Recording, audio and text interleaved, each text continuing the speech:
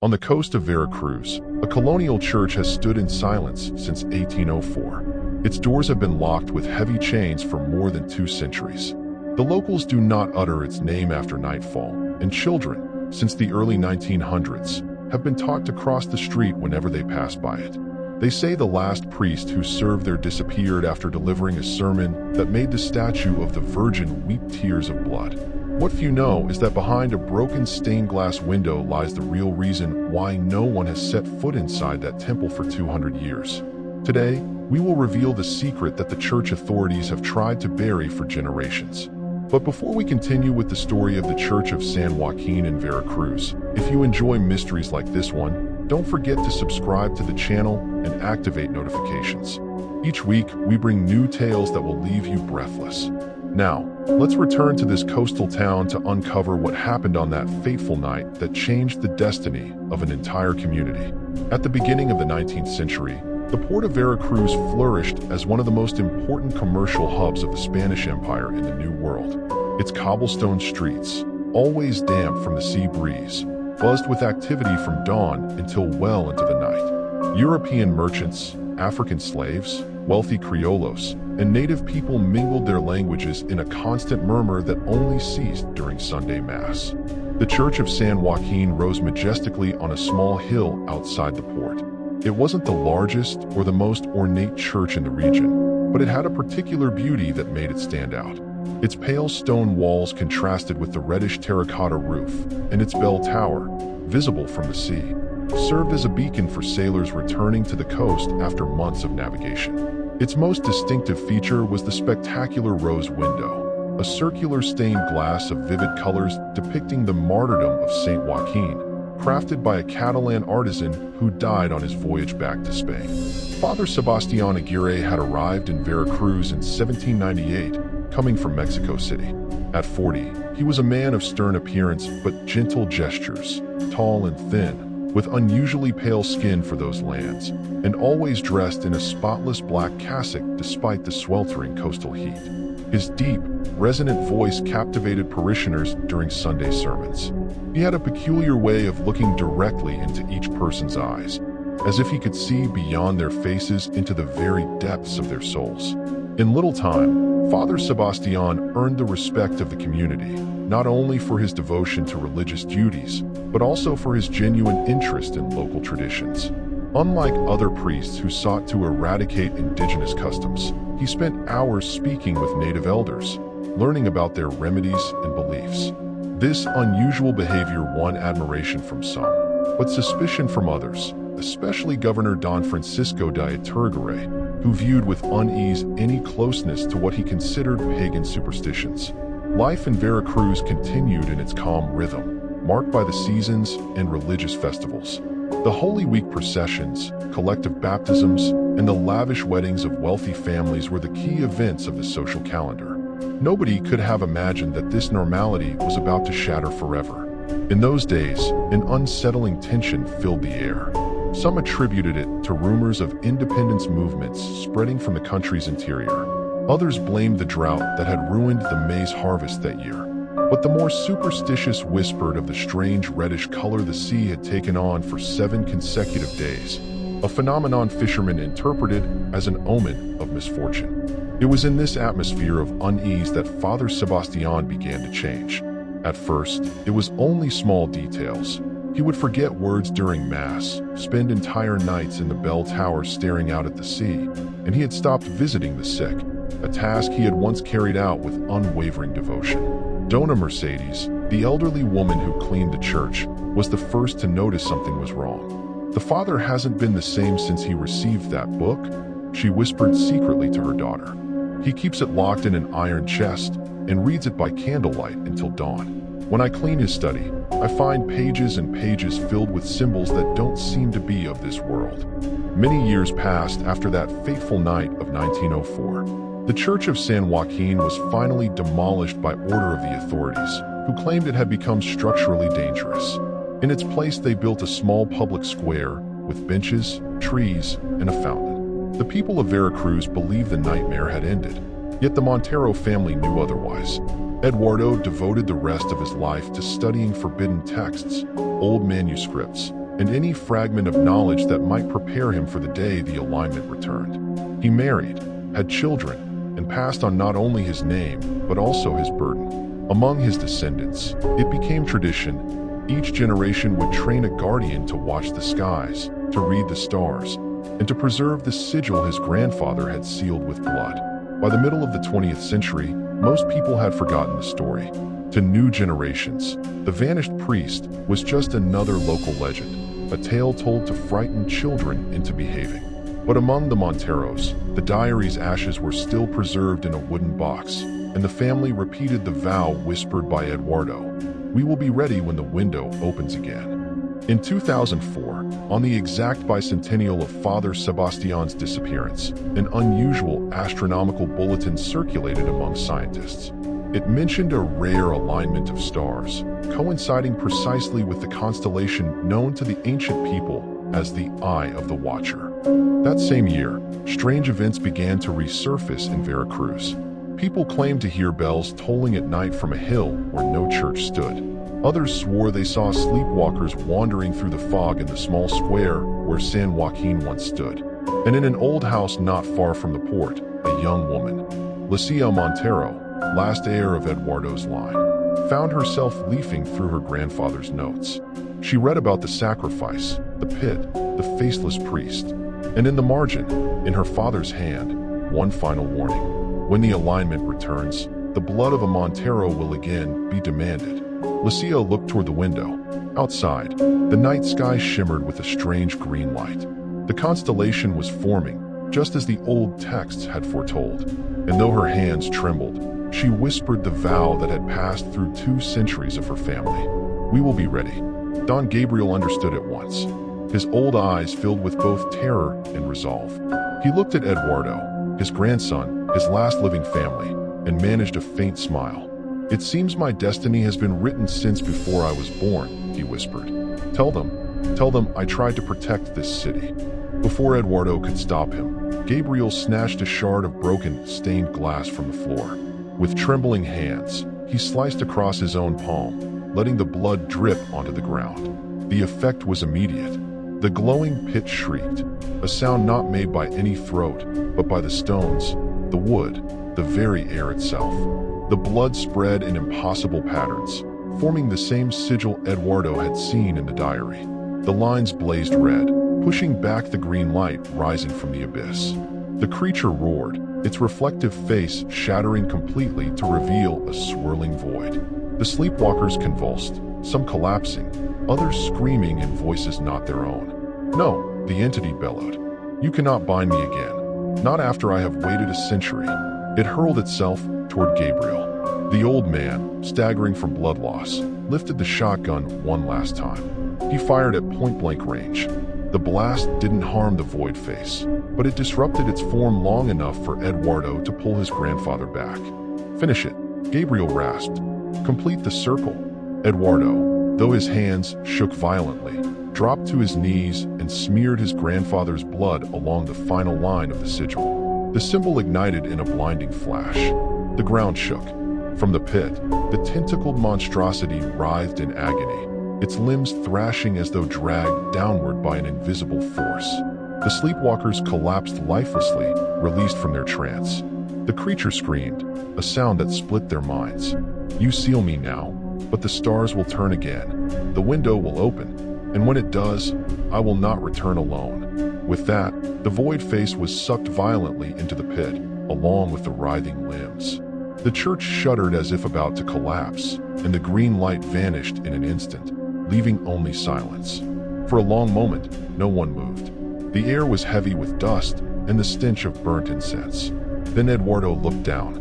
His grandfather lay motionless, the shard of stained glass still in his hand. His eyes were open, fixed on the altar, but his chest no longer rose. "No, grandfather," Eduardo whispered, tears streaming down his face. Father Tomas placed a trembling hand on Eduardo's shoulder. "He gave his life to protect us all.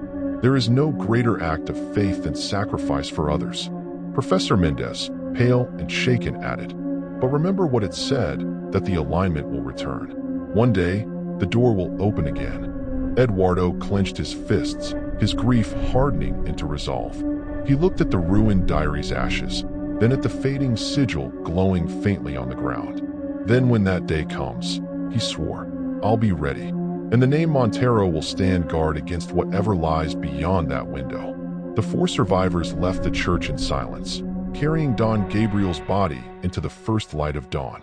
Behind them, the building seemed once again to crumble into ruin, as if nothing had ever happened. Yet those who had seen it would never forget. And so, in Veracruz, the legend of the vanished priest gained a new chapter. Some whispered of strange lights on the hill and nights without a moon, or of chants carried on the wind.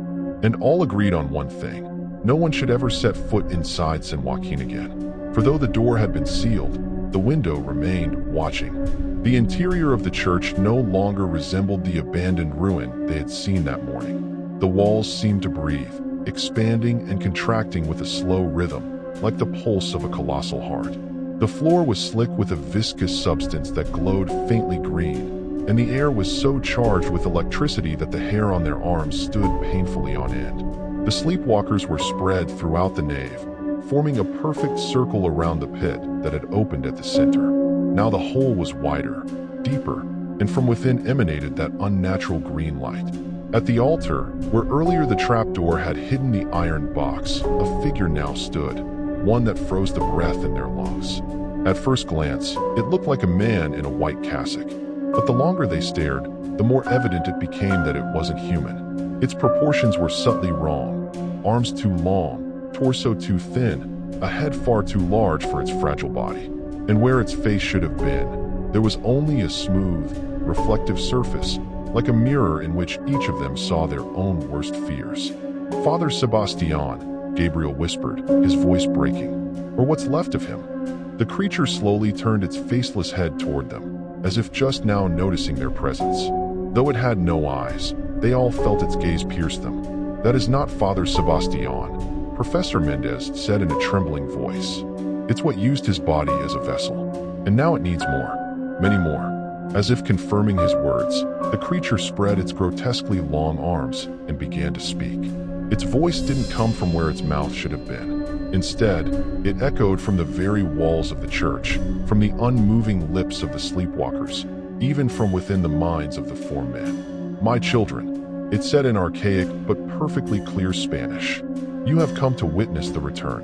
At last, after a full cycle, the alignment is perfect.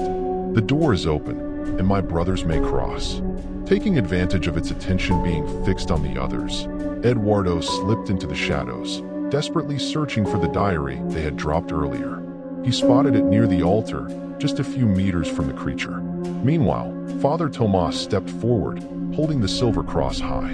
"In the name of Almighty God, I command you, release these people and return to the hell from which you came," he proclaimed, his voice firm despite his fear.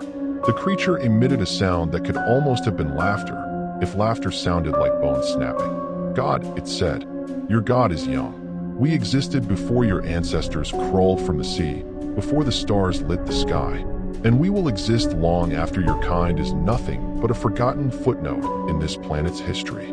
With a gesture of its elongated hand, the cross in Father Tomas's grip began to melt like wax.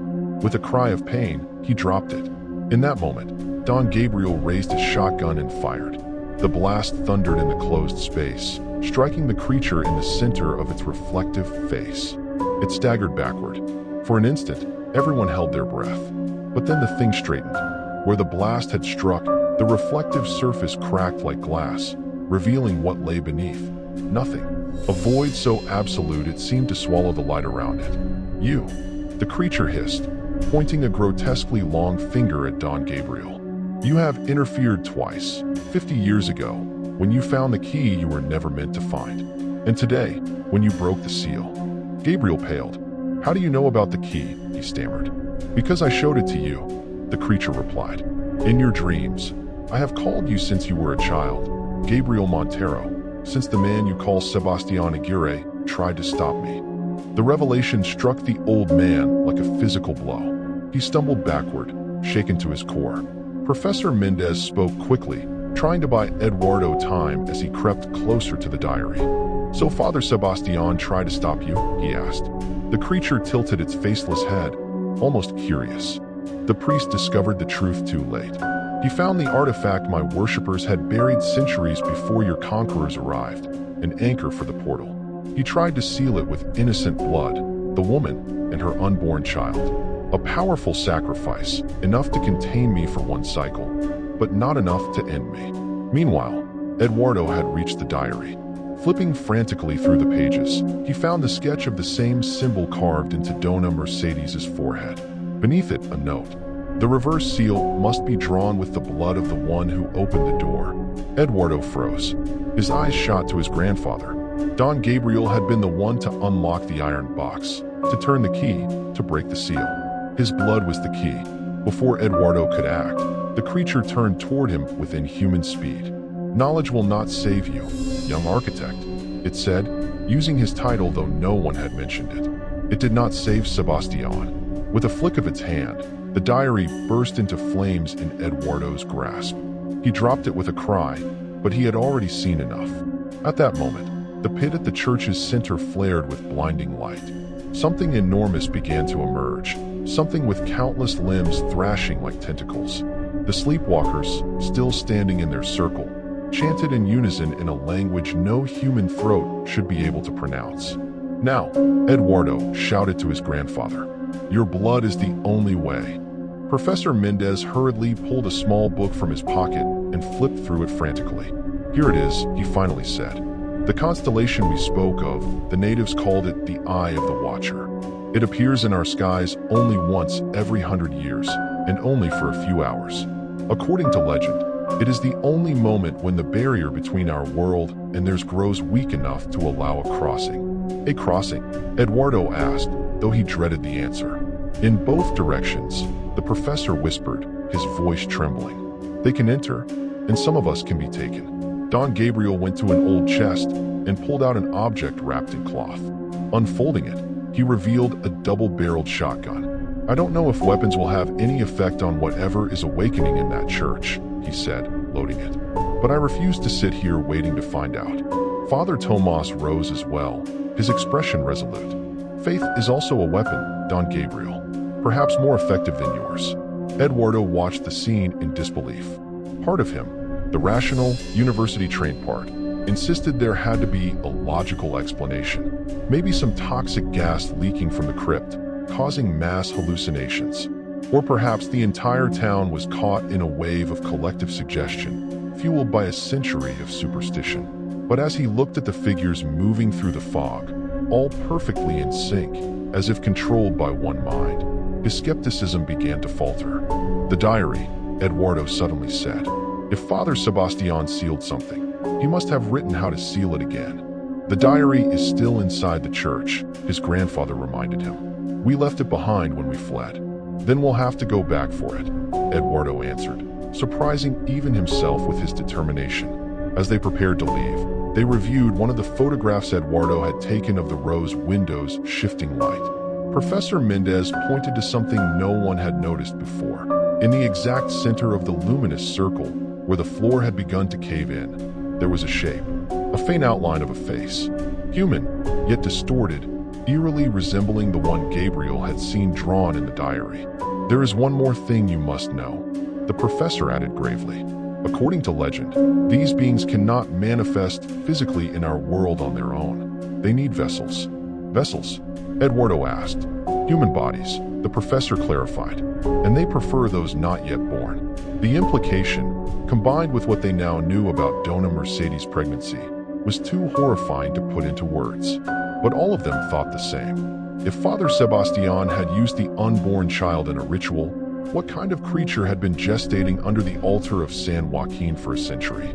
With this dreadful thought in mind, the four men armed themselves with whatever they had: Gabriel's shotgun, Father Tomas's silver cross, the professor's notes, and Eduardo's modern lantern.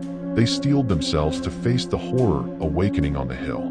Meanwhile, across the city, more and more people were joining the silent procession climbing toward the church. Their eyes were open yet empty, and their lips moved in a voiceless chant.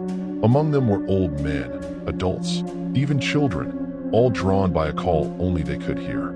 Venturing into the streets, The group had to hide several times to avoid being seen by the sleepwalkers. At one point, a little girl, no more than 8 years old, passed so close they could see her eyes. Her pupils were so dilated that almost no iris remained visible, and tiny streams of blood trickled down her cheeks. "She's suffering," Father Tomas whispered. "They all are." When they finally reached the foot of the hill, the sight that greeted them left them speechless. The church, which earlier that day had been crumbling into ruin, now stood completely restored. More than that, it was grander, more majestic than ever, its architecture defying all logic. Impossible arches, angles that should not exist in three-dimensional space, and a bell tower rising far higher than they remembered. And at its crown, where the rose window should have been, there was now a massive circular void pouring forth an unnatural green light. The church doors stood wide open. Toward them marched the procession of sleepwalkers. With each person who crossed the threshold, the bells tolled once, a single, deep, funereal note. Eduardo's heart pounded painfully in his chest. Leaning close to the others, he whispered his plan. "We must enter before all those innocents are inside. If the diary is still where we dropped it, it may hold the key to stopping this." Don Gabriel tightened his grip on the shotgun and nodded. "And if we fail," he began, "then may God have mercy on our souls," Father Tomas finished, kissing the cross around his neck.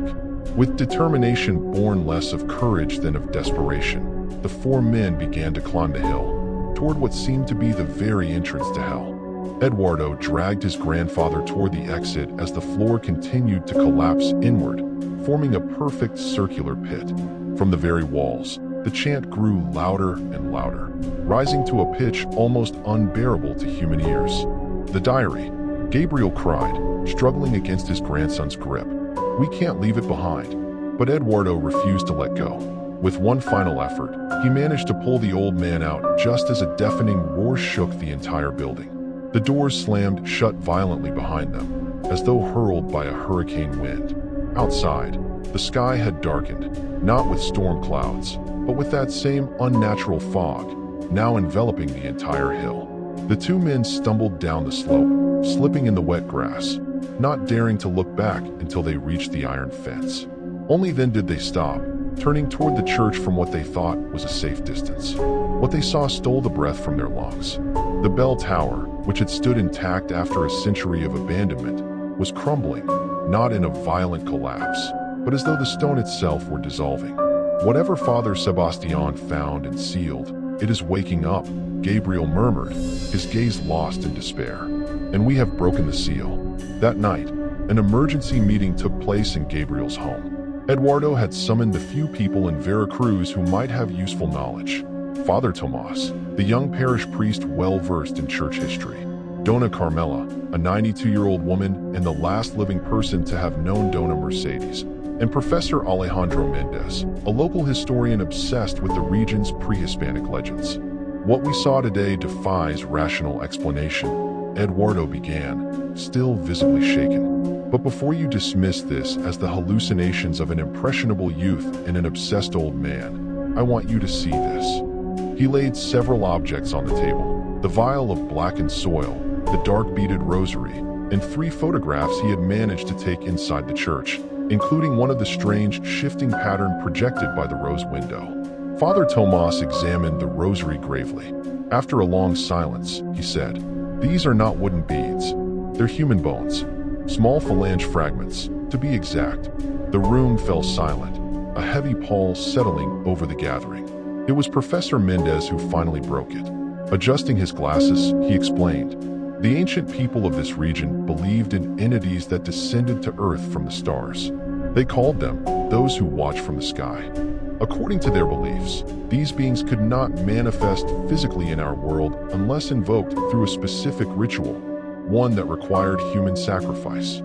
"And you believe Father Sebastián performed such a ritual?" Eduardo asked skeptically. "Not necessarily," the professor replied, "but perhaps he found evidence that it had been done before, possibly on the very ground where the church was later built. It would not be the first time the Spaniards raised temples atop ancient places of worship." Gabriel, who had remained silent, finally spoke. "In the diary, Father Sebastián mentioned finding an object older than mankind itself, something he sealed again with a sacrifice. You're suggesting the priest deliberately killed Dona Mercedes? Father Tomas interrupted, horrified. I don't know, Gabriel admitted. The last pages of the diary were confused, as if written by a man losing his sanity. He spoke of voices whispering from the walls, of visions of another world beyond ours, and he repeated one phrase over and over. The stained glass is a window, but it can also be a door. Dona Carmela, who had listened in silence until then, let out a strangled sound. All eyes turned to her as she spoke with trembling voice. My mother told me what people really said about Dona Mercedes' death. She wasn't found under the altar. She was embedded in the wall behind it, as if she had been forced through solid stone. A chill swept through the room. Eduardo remembered the impossible proportions of the church's walls and shuddered. There is more, the old woman continued. The authorities never made it public, but Dona Mercedes was 7 months pregnant when she died. And according to my mother, there was no trace of the child. The horror of this revelation was cut short by a sudden noise. All the bells of the city began to toll at once, even though it was midnight. And among the cacophony rang out the unmistakable sound of the great bell of San Joaquín, silent for a century. When they rushed to the balcony, they saw the fog descending from the hill, spreading into the streets of Veracruz. And within the mist, dark figures were moving, all heading toward the church. They're people, Eduardo whispered, squinting. Dozens of them, walking like sleepwalkers. On May 17, 1904, exactly 100 years after Father Sebastián's disappearance, Veracruz awoke under a heavy sense of unease. No one could explain why, but from dawn the dogs would not stop barking. Children cried without reason, and even the sea seemed to behave strangely. The waves crashed onto the shore in irregular, almost rhythmic patterns. From the balcony of his home, 73-year-old Gabriel Montero watched the horizon when he noticed it. The fog, dense, unnatural, swirling around the hill of San Joaquín, just as his grandfather had described a century earlier.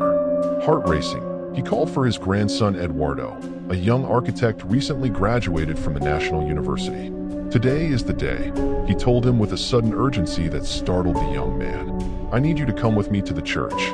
Eduardo had grown up hearing his grandfather's stories about the cursed temple, but had always dismissed them as the exaggerations of an obsessed man clinging to a case of robbery and murder. Yet the tone of Gabriel's voice left no room for debate. As they climbed the hill, the old man explained that he had been calculating celestial cycles for years, based on the notes he had uncovered. According to his calculations, that very day the constellation mentioned in Father Mendoza's report would appear for the first time in a century, aligning perfectly with the missing fragment of the rose window. And what do you expect to find, grandfather? Eduardo asked, half amused, half worried for the old man's sanity. Answers, Gabriel replied firmly. When they reached the rusted fence surrounding the church, they were met with an unexpected sight.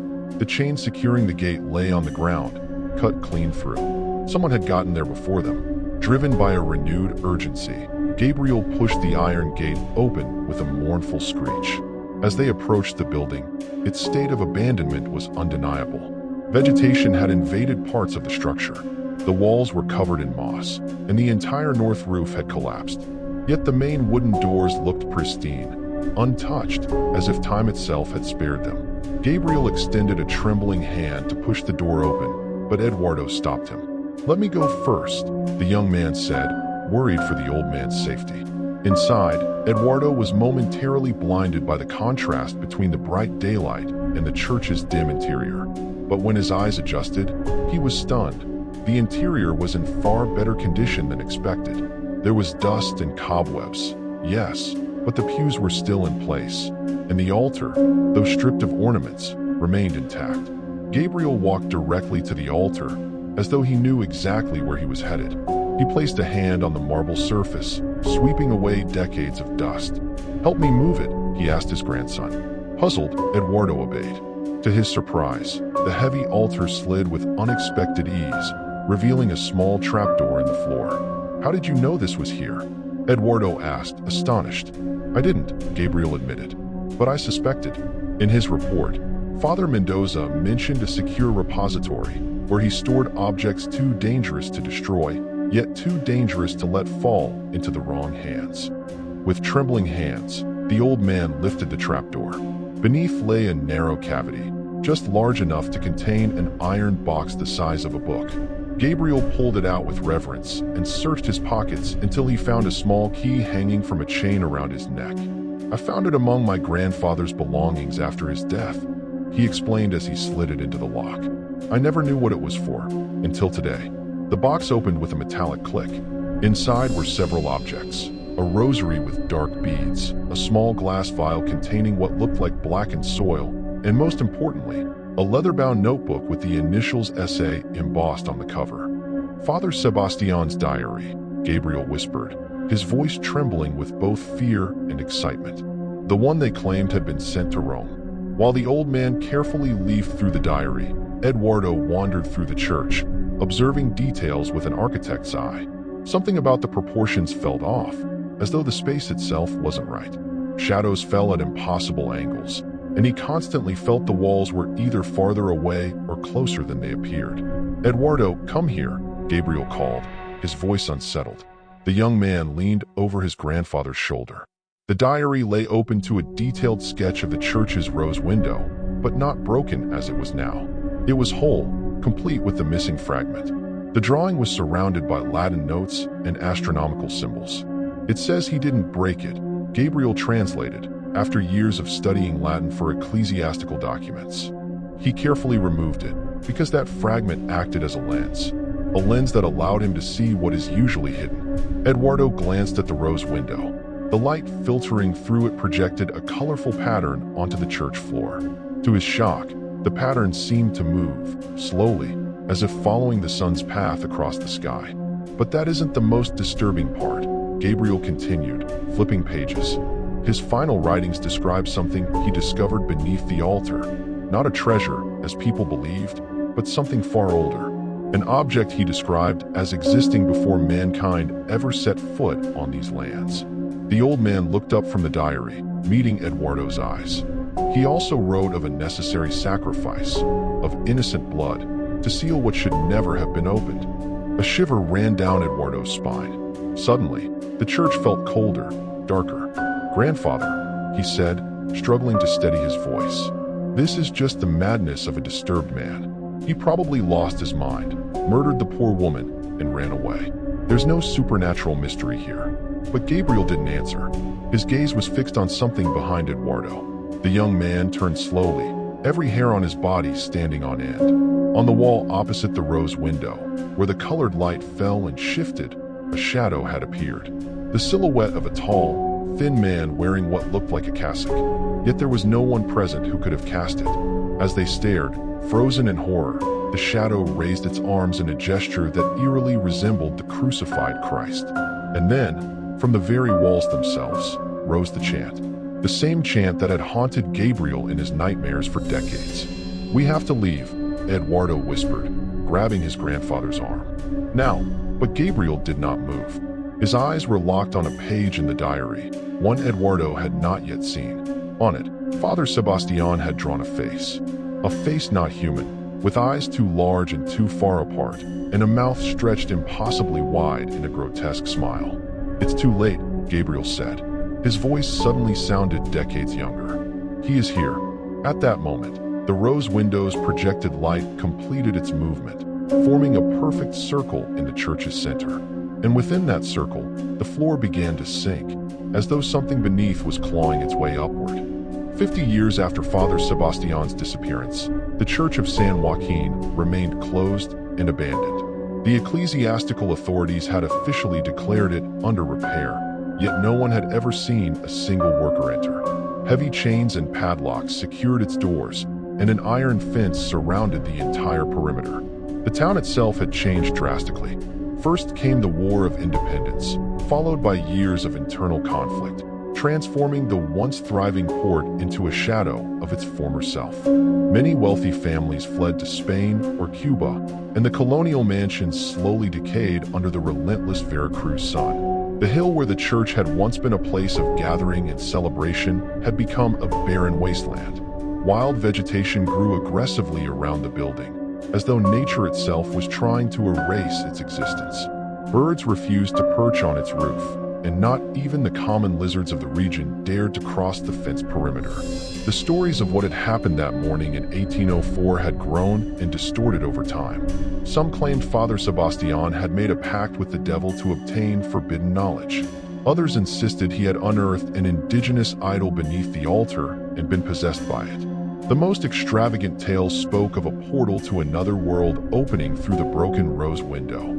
Yet the theory most widely accepted was far more mundane, that the priest had discovered a treasure hidden in the church since the conquest, and had fled with it, not without first murdering poor Dona Mercedes to silence the only witness. This explanation, actively promoted by the authorities, soothed many. After all, greed was a familiar sin, one almost easier to digest than the idea of supernatural horrors. But a small group of elders, descendants of the natives who had once spoken with Father Sebastián, kept alive a different version of events. They met in secret on moonless nights and shared what had been passed down. According to them, the priest had been studying ancient rituals predating even the Aztecs, linked to entities that dwelled beyond the stars. They believed the missing fragment of the rose window was no coincidence. It formed part of a constellation visible only once every 200 years. In 1854, exactly half a century after the incident, something reignited the town's fear of San Joaquín. During a violent storm, lightning struck the church's bell tower. It caused no fire, no visible structural damage. But the next morning, neighbors swore they had heard the bells tolling all through the night. The same unsettling pattern. 3 tolls, silence, 3 tolls. By then, Gabriel Montero, grandson of Don Rodrigo Villaseñor, the doctor who had discovered Dona Mercedes' body, had become the official chronicler of Veracruz. Educated in Europe and gifted with an analytical mind, he had grown up listening to the story firsthand, told by his grandfather until his dying day. Gabriel had always believed that behind the fantastical accounts lay a rational explanation, and decided the time had come to investigate. With the authority of his office and a letter of recommendation from the governor, he requested access to the church archives.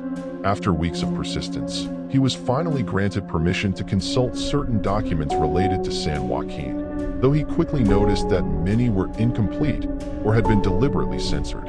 Among the yellowed, dusty papers, Gabriel found something unexpected, a report signed by one Father Ignacio Mendoza, sent by the Archbishopric to investigate the events of 1804. The document, dated barely a month after Father Sebastián's disappearance, mentioned the existence of the priest's personal diary, but noted that it had been sent to Rome for analysis and possible destruction. Most disturbing of all was Father Mendoza's description of his visit to the church. Upon entering, I felt a chill that cut to the bone, despite the stifling heat outside. The smell within was not of death or decay, but of something older, alien to this world. I examined the missing fragment of the rose window and confirmed it matched exactly the constellation described in the heretical writings of the Codex Gigas. I cannot help but wonder, does its absence mark a window or a door? The report ended abruptly with a marginal note, written in a different hand. Father Mendoza has been relieved of his duties and transferred to the monastery of San Francisco in Spain for an indefinite spiritual retreat. This matter is closed by direct order of His Eminence. Gabriel kept this information to himself. He knew that making it public would only bring him trouble with the church, still powerful despite liberal reforms. Instead, he began his own private research, seeking any trace of the mysterious Father Ignacio Mendoza. His search uncovered a chilling fact: Mendoza never reached Spain. The ship he traveled on, the Santa Maria de Los Angeles, sank in the middle of the Atlantic with no known survivors. The most unsettling detail? The date of the sinking coincided exactly with the first anniversary of Father Sebastián's disappearance. Meanwhile, the Church of San Joaquín continued to crumble. Part of its roof collapsed, leaving the interior exposed to the elements. Yet no one dared propose demolition or restoration. It was as if the entire city had silently agreed to ignore its existence, leaving time and nature to erase it. But Gabriel could not ignore it. Each time he passed near the hill, he felt the eyes of the figure in the broken rose window following him. At night, he dreamed of a chant in an unknown tongue that called him to climb the hill. The morning of May 17th, 1804, dawned unusually cold for the season. A dense fog blanketed the port, preventing ships from leaving and giving the town a ghostly appearance. Fishermen, unable to head out to sea, gathered in the main square to share stories and a guardian to ward off the chill. It was one of them, Miguel Ordóñez, who first heard the sound. "The bells of San Joaquín are ringing on their own," he said, interrupting his companion's chatter. Everyone fell silent to listen. Indeed, a slow and steady tolling carried from the hill, even though it wasn't the hour for Mass, nor was any ceremony expected. The strangest part was the rhythm. 3 measured chimes, followed by a long silence, then 3 more chimes. "It's a death toll," murmured an old woman selling tamales at the corner. "But not like the ones we know. It's an ancient call from before the Spaniards came." As the morning wore on, the fog didn't lift. Instead, it grew denser, especially around the church. Some neighbors, intrigued by the relentless ringing, decided to climb the hill and investigate. Among them was Don Rodrigo Villaseñor, the town's physician, one of the few who dared to openly question ecclesiastical authority. When they reached the esplanade in front of the temple, the group froze in their tracks. The heavy wooden doors, usually fastened with a simple lock, now stood wide open. But from within emanated such total darkness that it looked like a solid black wall. And the bells they had clearly heard from town had now fallen into a sepulchral silence. "Who will come with me?" Don Rodrigo asked, stepping toward the entrance. No one answered. He turned back to his companions and noticed that all their eyes were fixed on something above his head. Turning again toward the church, he saw what had captured their attention. The great rose window, the circular stained glass that crowned the facade, was missing a fragment.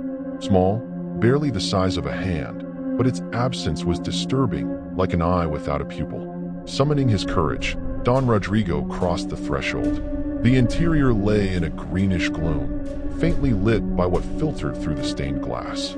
The smell struck him first, a blend of melted wax, stale incense, and something else, something metallic and sweet, that the doctor instantly recognized as blood.